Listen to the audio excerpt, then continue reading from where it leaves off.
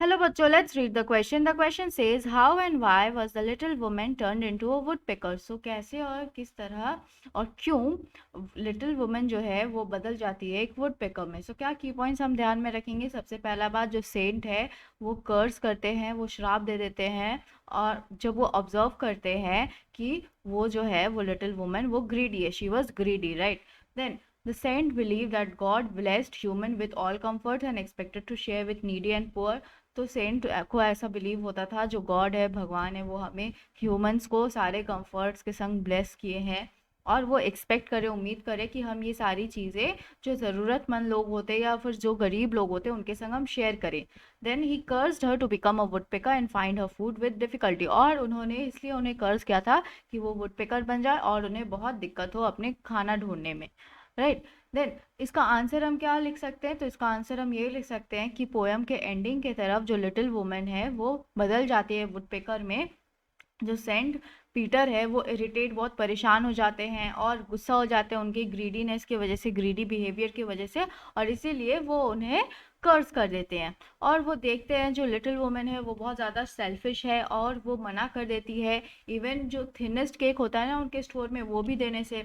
और जो गॉड है वो हम ह्यूमंस को सारे कुछ दिए, जैसे कि उनको भी फूड दिए हैं, शेल्टर दिए हैं, और वो ठंड देश में रहती तो उनके यहाँ फायर है गर्माहट के लिए, इवन दो उसके बावजूद भी वो ग्रीडी और सेल्फिश है.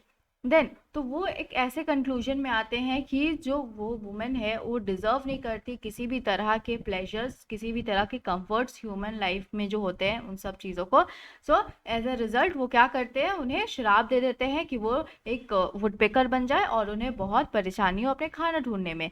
देन जब वो कर्ज प्रोनाउंस कर देते हैं, बोल देते हैं, श्राप दे देते हैं, तब वो वुमेन जो है वो स्ट्रेट चिमनी में चली जाती है, चिमनी से ऊपर आती है. और जब चिमनी से वो ऊपर चली जाती है और वो बाहर आती है, इमर्ज करती है टॉप से एज अ वुड पेकर बन के. और उनके जो कपड़े, उस औरत के जो कपड़े वो जल जाते हैं कोल से, राइट. और वो एकदम काले हो जाते हैं कोल की तरह, मान लो कि वो बर्ड का बॉडी बन गया हो. और उनका जो स्कारलेट कैप है वो उनके सर पे ही रहता है, पर वो बन जाता है प्लूम्स. बर्ड का जो सर के ऊपर का हिस्सा होता है जहाँ पे फेदर्स अटैच होते हैं तो वो भी रेड कलर का होता है, तो वो भी प्लूम्स बन जाता है.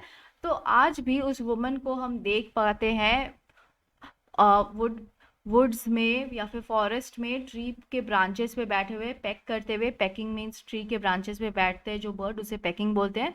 Packing at the trees for food, right. Let's frame the answer now.